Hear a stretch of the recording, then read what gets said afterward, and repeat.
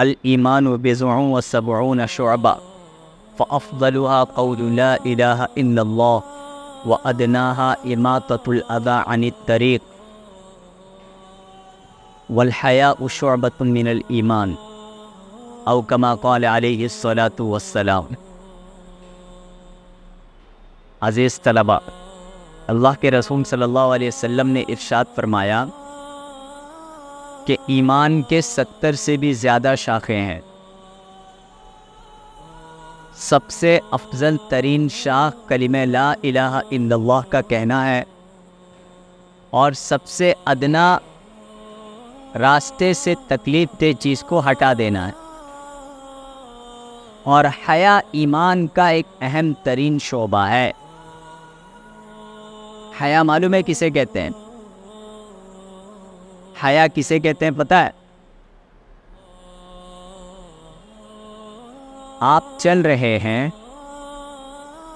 چلتے چلتے آپ کا پائجامہ کھل کر گر جائے یا آپ کی لنگی کھل کر گر جائے، تو اس لنگی یا پائجامہ کھل کر گر جانے کی وجہ سے مجمع عام میں آپ کیا محسوس کریں گے؟ آپ کے اندر ایک عجیب و غریب کیفیت پیدا ہوگی، اور آپ 1000 بار اپنے آپ کو کوسیں گے کہ کاش کہ یہ کام نہ ہوا ہوتا جو آج میرے ساتھ ہو گیا، میرا پائجامہ کھل گیا، میری لنگی کھل گئی۔ اس کا نام ہے حیا، اس کا نام ہے حیا۔ یہ حیا جس طرح انسان کا شرمگاہ کسی آدمی کے سامنے کھل جائے تو کس طرح اپنے آپ کو شرم محسوس کرتا ہے، اپنے آپ کو وہ کوستا ہے، تو اسی کا نام ہے حیا۔ اور اللہ کے رسول صلی اللہ علیہ وسلم نے فرمایا کہ حیا ایمان کا ایک اہم ترین شعبہ ہے۔ جس شخص کے اندر حیا نہیں، اس کے اندر کوئی خیر نہیں۔ حیا ہی آپ کو برے کام سے روکتا ہے، حیا کے ذریعہ ہی انسان ایک دوسرے کے حق کو غصب کرنے سے رکتا ہے، حیا کے بل بوتے پر ہی ایک آدمی اللہ کے نافرمانی سے رک جاتا ہے، حیا کے بل بوتے پر ہی ایک آدمی برے کام سے رک جاتا ہے۔ اسی لیے اللہ کے رسول صلی اللہ علیہ وسلم نے ارشاد فرمایا، اذا لم تستحی فاصنع ما شئت، جب تمہارے اندر حیا نہیں تو جو چاہے کرو، تو کیا کرو؟ جو چاہے کرو۔ حیا جتنا جس کے اندر زیادہ ہے، اس شخص کے اندر بھلائی اتنا زیادہ ہے۔ حیا جس شخص کے اندر جتنا زیادہ کم ہے، اس شخص کے اندر بھلائی اتنا زیادہ کم ہے۔ بری باتیں کرنا، گالی گپتا دینا، آپس میں گندی باتیں کرنا، یہ ایمان والے کا شیوا نہیں ہے۔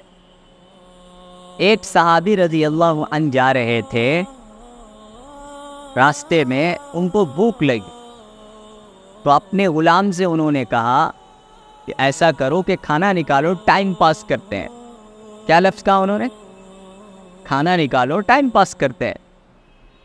ٹھیک ہے، یہ بات ان کے غلام نے سنا تو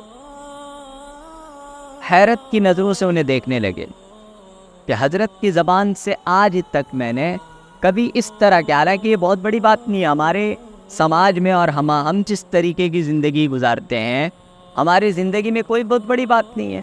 اے لاؤ بھائی کھانا لاؤ، ٹائم پاس کریں گے، لاؤ مونگ پھلی لاؤ، کھا کے ٹائم پاس کریں گے، لوگ بولتے ہیں۔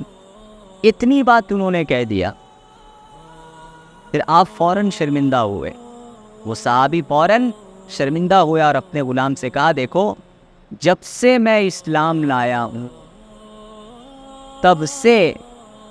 جب سے میں اسلام لایا ہوں، تب سے لے کر آج تک میں نے فالتو باتیں کی ہی نہیں،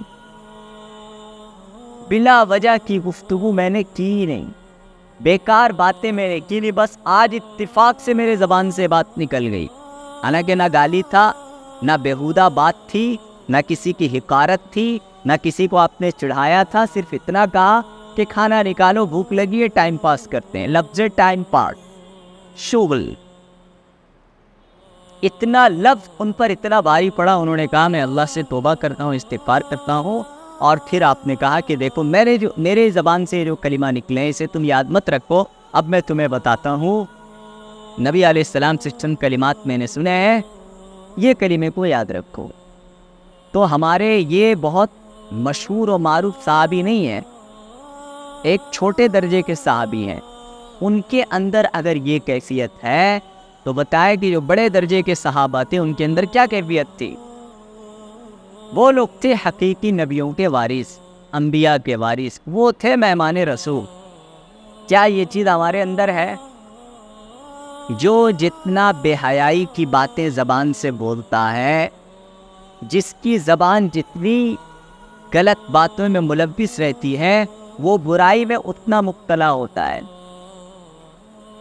قرآن میں اللہ نے کہا ان الذین یحبون ان تشیع الفاحشۃ فی الذین آمنوا لهم عذاب علیم فی الدنیا والآخرہ، جو لوگ یہ پسند کرتے ہیں کہ بے حیائی ان کے درمیان میں پھیل جائے، اور بے حیائی انسان کام کے ذریعہ نہیں پھیلتا ہے، زبان سے پھیلتا ہے، کیونکہ جب انسان کسی بے حیائی کا کام کرتا ہے تو وہ تو چھپ کر کرتا ہے، مگر اس کو لوگوں کے سامنے آ کر عیاں کرتا ہے، بیان کرتا ہے، یا اٹھ پٹانگ ایسی مذاق، ہلکے پن کی مذاق، نچلے درجے کی باتیں، ایک شریف انسان چاہے وہ مسلمان ہو یا ہندو غیر مسلم ہو، یہ اس کو زیبا نہیں دیتا۔ آپ تو مہمان رسول ہیں، تو یہ آپ کی زبان سے گالی، آپ کی زبان سے یہ ہلکی ہلکی گھٹیا قسم کی باتیں، آپ کی زبان سے یہ بے حیائی کی باتیں، یہ کیسے نکل رہا ہے بھائی؟ یہ تو بالکل نکلنا نہیں چاہیے۔ اسی پریکٹس کرنے کے لیے نا مدرسے میں آئے، مدرسے میں اگر نہیں بنے، یاد رکھ لو کہیں نہیں بنو گے۔ مدرسے کی چہار دیواری میں جس نے تربیت حاصل نہیں کی، وہ پھر زندگی میں کبھی بھی تربیت حاصل نہیں کر سکتا، کیونکہ تربیت حاصل کرنے کے جتنے اسباب اور سامانیہ موجود ہیں اس دنیا میں آپ کو پھر کہیں نہیں مل سکتا ہے۔ اور یہ اللہ کی نعمت، یہ اللہ کی بہت بڑی نعمت ہے جو اللہ نے آپ کو تربیت کے لیے سامان، یہ ماحول کا انتظام کیا ہے۔ بھلے تھوڑا کڑوا لگ رہا ہو آپ کو، مگر یہ آپ کی تربیت کا سامان ہے۔ اس میں اگر کوئی تربیت حاصل نہیں کیا، جو گاڑی گیریج میں نہیں بنی تو روڈ میں کیا بنے گی یار؟ روڈ میں کیا بنے گی؟ گاڑی بنتی ہے گیریج میں اور دوڑتی ہے روڈ میں، جو گاڑی روڈ میں رک جاتی ہے وہ گاڑی بجائے لوگوں کے راحت کے الٹا کیا بن جاتی ہے؟ بوجھ بن جاتی ہے۔ آپ قوم و ملت کے لیے ایسا بننا چاہتے ہیں کہ آپ امامت کریں، خطابت کریں، مدرسے میں پڑھائیں، دعوت و تبلیغ کے کام کریں، اور آپ کی زبان گندی ہو، آپ کی زبان سے ہلکے پھلکے بازاری قسم کے الفاظ نکل رہے ہوں، آپ کا لینگویج خراب ہو، پرلے درجے کی آپ باتیں کر رہے ہو، یہ زیبا دیتا ہے؟ ایک زیبا دے گا؟ لوگ آپ سے مانیں گے؟